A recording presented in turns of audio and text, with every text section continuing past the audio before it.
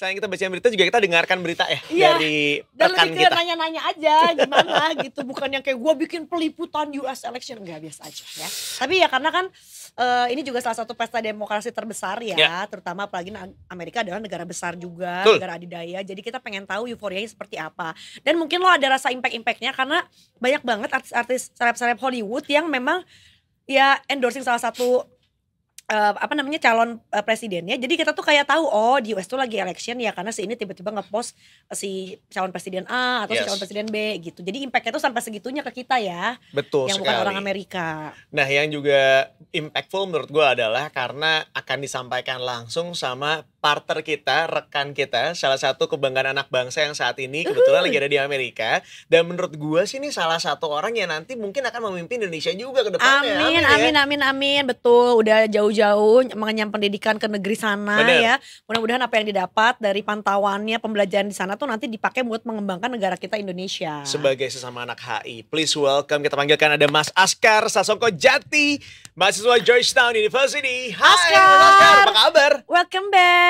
Halo, apa kabar Mas Aryo, Mbak Nindi? Alhamdulillah baik. Udah lama gak ngechat gitu. Sumpah, gila, gue kangen banget sama lo, gue gak bohong. Wah, Askar itu belakangnya ini ya library virtual ya. oh iya dong.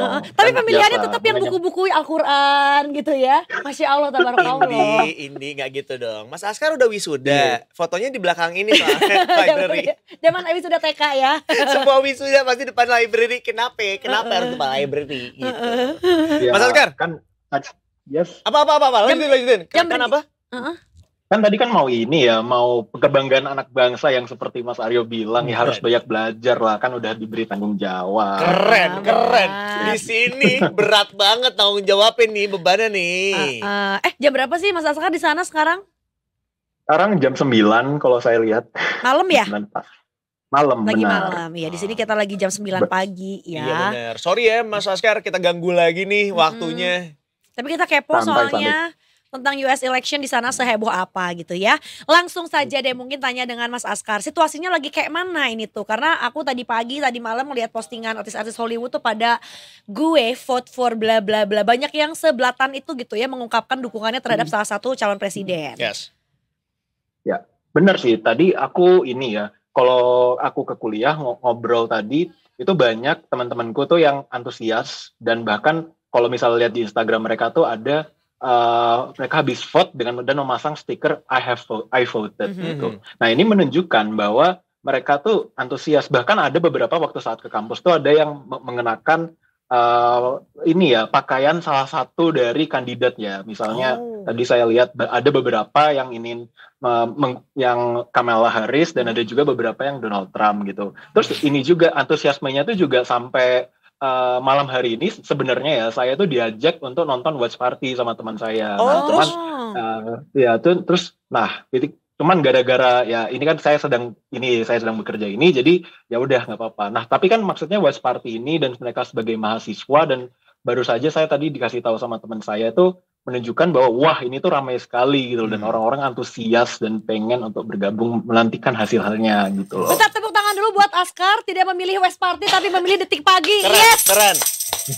Baru dibilang kontribusi untuk negara ya. Keren. Ada kontribusi untuk memilih live di stasiun channel negara. Salut banget. Gak apa-apa Mas Askar, nanti kan kita paling 20 menitan habis itu kamu cabut West Party langsung gitu ya. Sekarang nyusul aja. Sekarang kita tahu kenapa kamu hari ini perform banget, bajunya udah keren banget. Abis ini kamu langsung cabut kan? Cabut betul. West Party kan? Siap keluar karena udah dingin kan, sedang winter ya. Tapi udah dingin. Udah dingin ya. Kenapa? Mas Askar, anyway, kalau pemilihan di sana, di Amerika sana, sama seperti Indonesia nggak sih yang sempat ada gontok-gontokan, misalkan di tahun 2019 misalnya, itu udah sampai ada orang yang unfollowan, unfriend di Facebook gitu ya, atau sampai kayak ada yang sampai cerai segala karena beda pilihan. Berantem sama nenek karena nge-share di grup keluarga tidak sesuai pendapat kita. Bener. Kan. Kalau di sana kayak gitu juga nggak? Sejujurnya ya, tadi tuh saya sempat keliling-keliling daerah sini tuh sebenarnya kayak gimana sih itu. Wow, saya tuh antisipasi udah siap tuh. Saya menggunakan jaket ini, terus saya pakai masker segala macam biar takut-takut kalau dia apa-apain tuh nggak kelihatan saya dari mana gitu lah. Nah, terus pas saya lihat ternyata di Washington DC itu lumayan sepi ya. Maksudnya kayak tapi gini, Tapi gini, kalau misalnya tadi itu saya destinasi pertama saya itu saya ke TPS tempat saya. Nah, TPS-nya itu ada di kayak semacam gymnasium dari high school itu, dan itu rame, bahkan ketika saya nyampe itu sampai mengular di luar gitu. Nah, setelah itu kan saya mau dokumentasi, cuman nggak boleh, ternyata lumayan dijaga juga gitu sama aparat setempat situ. Oke, jadi saya kemudian langsung melipir ke tempat namanya MLK Library, itu di downtown Washington DC. Nah, itu kalau saya lihat ternyata saya tetap boleh masuk di situ, tapi tempatnya tuh sebenarnya ada semacam pembatasnya itu berupa kaca, jadi saya masih bisa lihat orang-orang voting di situ tuh seperti apa, dan lagi-lagi rame sekali, dan bisa dibilang aku menemukan satu peristiwa yang lumayan lucu ya. Jadi gini, jadi kalau di Amerika itu yang namanya pemilihan umum seperti ini itu nggak ada liburnya. Jadi mereka tuh kantor dan harus mengorbankan jam waktunya. Nah, ini penting karena di Amerika itu dibayarnya bukan per bulan tapi per jam. Jadi otomatis kalau misalnya dibayar per jamnya itu $2.000, ya otomatis dia harus kehilangan $2.000 untuk rela datang ke situ dan ngantri berjam-jam. Nah, ini ada satu peristiwa kocak adalah, jadi ada bapak ini mungkin usianya udah kayak sekitar 40-50 tahun gitu. Nah, mereka tuh having a civil discussion gitu. Satu, jelas bahwa saya dukung Trump, ini saya dukung Harris gitu. Terus mereka ngobrol itu sebentar. Tapi setelah beberapa lama gitu ya, dia seperti kayak, aduh ini lama banget, mana saya harus meeting itu. Terus iya, saya juga harus meeting itu. Gimana kalau kita berdua cabut aja gitu. Bilangnya, ya boleh. Kan kita suaranya sama-sama satu ya, so we cancel out gitu. Jadi mereka bilang, ya boleh. Terus mereka kayak secara friendly dan udah meninggalkan lokasi aja. Iya, gitu. sorry banget ini mah, tapi duit lebih urgent ya. Bener, maksudnya karena meeting juga ya, bukan karena bekerja biasa gitu ya. Tapi Mas Askar, sebelum lanjut tentang battle between Kamala Harris versus Trump gitu ya, sejauh mana sih sebetulnya kesadaran masyarakat Amerika untuk berpartisipasi in this big event ya, terutama untuk mereka datang ke TPS? Karena kalau di Indonesia kan kadang kita juga masih mengencourage gitu orang-orang yang memilih untuk golput dengan, ya itu dibuktikan dengan brand-brand yang lu kalau nyoblos dapat diskon di kita 30%. Nah, kalau di Amerika masih butuh digituin atau sebetulnya udah pada aware untuk kayak ya udah nyoblos mah udah pasti wajib gitu. Masih ada golongan-golongan golput gitu nggak di sana? Sebenarnya kalau golongan golput tuh masih banyak, terutama kan ya tadi kalau misalnya mereka nggak bisa datang secara langsung dan vote. Tapi Amerika tuh belakangan ini tuh menerapkan berbagai metode pemilihan yang baru gitu. Misalnya ada mail-in ballots. Nah, mail-in ballots itu jadi kayak mereka minta request TPS mereka dikirimkan ke rumah, terus nanti mereka bisa ngepostingnya ke negara bagian di mana mereka berasal, dan kedua bisa ya udah taruh saja itu ke suatu box gitu di tengah kota, ya jadi biar ditaruh di dalam boxnya itu aja gitu. Nah, ini satu hal yang menarik itu. Jadi di beberapa titik tengah kota tuh ada box gede gitu aja ditinggalin sepi gitu dan nggak ada penjagaan, jadi orang bisa naruh TPS-nya di situ. Tapi nanti nggak ada surat suara yang double gitu, maksudnya kan kalau kecurangan lain lah punten gitu. ya, maksudnya kalau di Indonesia kan kadang-kadang ada tuh surat suara yang double gitu, satu orang bisa milih 2-3 kali misalnya. Kalau di sana cuma tinggal masukin doang, bisa terjadi hal seperti itu dong? Nah, itu bisa nih. Bahkan kemarin ya, ini kan sebenarnya mereka pemilihannya ada yang early voting, ada yang voting hari ini. Nah, yang early voting itu ada beberapa surat suara yang nyasar ke rumah gitu. Misalnya 2 minggu lalu ya, saya itu dapat email dan ternyata isinya surat suara surat suara orang dari yang dulu pernah tinggal di tempat saya ini gitu loh. Dan terus apa yang terjadi adalah ya saya return to sender, tapi maksudnya adalah ini kalau misalnya dibiarkan begini saja kan berarti wah ini sistemnya juga ada-ada aja gitu. Iya, benar-benar. Ya sama lah kayak kita ada error-errornya juga tetap 1-2 ya. Karena kan maksudnya untuk mengajak semua insan individu untuk berpartisipasi ya pasti ada miss-nya aja. Ada yang udah pindah, ada yang mungkin orang yang udah gak ada apa gimana. Ya, ya ini Mas Askar, dari data yang kami dapatkan gitu ya, dilansir dari Reuters, sampai dengan 19.30 waktu Amerika Serikat atau di kita 7.45 pagi tadi gitu ya, ada sekitar 11,4 juta suara udah masuk dalam rekapitulasi. Dan Donald Trump itu memperoleh 6,3 juta suara alias 54,6%, dan Kamala Harris memperoleh 5,1 juta suara atau 44,3%. Itu apakah sudah terkonfirmasi? Maksudnya Mas Askar juga sudah mengikuti atau seperti apa sih? Saya sekarang saat ini juga mengikuti secara langsung. Update terbaru itu sekarang Donald Trump itu mengungguli Kamala Harris dengan jumlah 137 electoral votes, Wow. sementara Kamala Harris ada 99 electoral votes. Nah ini penting karena keduanya, karena ini hasilnya tuh belum bermunculan ya, terutama kan ini state-nya tuh hitungnya tuh nggak sama ini ya, sama secara apa ya, nggak secara bersamaan gitu loh. Iya. Ada juga misalnya di California itu gara-gara zona waktunya berbeda, jadi mereka lebih telat dan baru dihitung tuh sekitar jam 11 atau jam 11 waktu sini, tapi di sana mungkin masih jam 8 gitu. Betul, Dan betul. perbedaan, Tapi sorry Mas Alkar, dan perbedaannya tuh sebenarnya bukan, ya kalau di sana itu bukan berdasarkan banyaknya surat suara ya, tapi berdasarkan wilayah kalau nggak salah ya.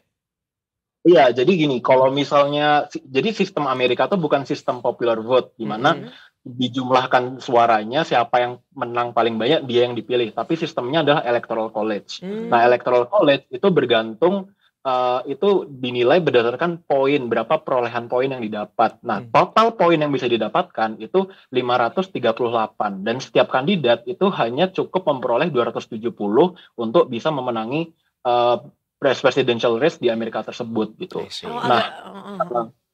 Agak confusing sih. Iya, benar agak pusing. Nah, tiap negara bagian itu punya jumlah electoral votes yang berbeda, electoral points yang berbeda, yang dihitung berdasarkan jumlah populasi dari satu state tersebut. Jadi misalnya California yang lebih banyak penduduknya, pasti electoral votes-nya itu lebih banyak dibanding misalnya Minnesota gitu loh. Oke, Nah, tadi berarti dari 500 itu saat ini yang tadi disebutkan ya, kalau Donald Trump itu udah 100-an lebih ya? Ya, udah 137. 137. Walaupun waktu itu dia saat itu masih menjabat jadi presiden gitu. Jadi ya sentimennya ya, wah Amerika jadi chaos kalau sama dia gitu. Walaupun banyak juga yang memilih dia karena isu ekonomi. Oh iya, benar. Tapi by the way tadi kalau misalnya ngomongin soal ini, kebetulan juga hari ini postingan yang gue lihat adalah postingannya Anne Hathaway, yang dia kayaknya memang lebih ke pro-choice other than pro-life gitu ya, karena dia ngomongin tentang pregnancy loss-nya dia. Apakah ini juga menandakan bahwa pemilih perempuan di Amerika tuh cukup gemuk nih, sehingga bisa jadi nih mereka ini para perempuan akhirnya switch ke Kamala Harris, atau mungkin semakin yakin dengan Demokrat gitu? Ini isu yang menarik sih juga sih. Sebenarnya pemilu kali ini bisa dibilang sebagai battle of gender gitu. Kenapa bisa dibilang begitu? Karena pria yang usianya pria-pria muda, usia 18 sampai 29 tahun itu relatif lebih condong ke Trump. Sementara bagi perempuan itu relatif lebih condong ke Kamala Harris. Nah, ini menandakan bahwa terjadi perbedaan gender ini, menandakan bahwa ya memang isu pro-choice itu memang isu yang sangat relevan bagi perempuan, sementara bagi cowok itu menandakan mereka mengarah ke lebih ke arah konservatif, di mana mereka mungkin lebih condong ke traditional family values, terus religion dan hal-hal seperti itu gitu. Nah, itu yang bisa saya sampaikan. So Oscar, do you mind to share what's your choice? Aku kan sebenarnya ini ya orang Indonesia gitu, jadi saya nggak bisa memilih, tapi ada beberapa hal yang ingin saya sampaikan. Pertama, pilihan saya itu saya orangnya itu sangat-sangat pro Palestina. Jadi saya memilih kandidat yang ingin membela saudara-saudara kita yang saat ini menderita di Gaza dan juga Palestina, serta menstop dan mengembargo mengembargo aksi-aksi yang bisa dibilang kejahatan terhadap kemanusiaan oleh pemerintah Israel. Perfect. Dari situ sudah menjawab sebenarnya ya pilihannya yang mana ya.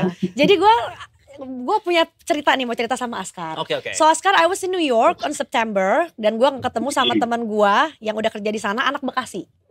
Anak Bekasi, seorang chef kerja di sana sampai dia kemarin pulang ke Indo, abis itu married, bawa istrinya juga ke sana. Pokoknya udah jadi keluarga bahagia lah di sana gitu ya.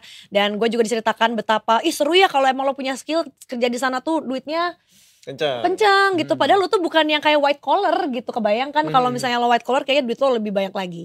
Nah gue nanya, gue juga sebetulnya dia kan gak bisa milih, tapi dia bilang kalau gue bisa milih sih gue lebih memilih kepada yang kepada Trump karena dia bilang pengembalian teksnya tuh gede banget. Jadi ketika nanti dia buat anak dia, buat ngambil tuh tiba-tiba pokoknya duit pajak gue tuh kembalinya gede. Sedangkan Republikan tuh katanya demennya perang mulu kayak gitu.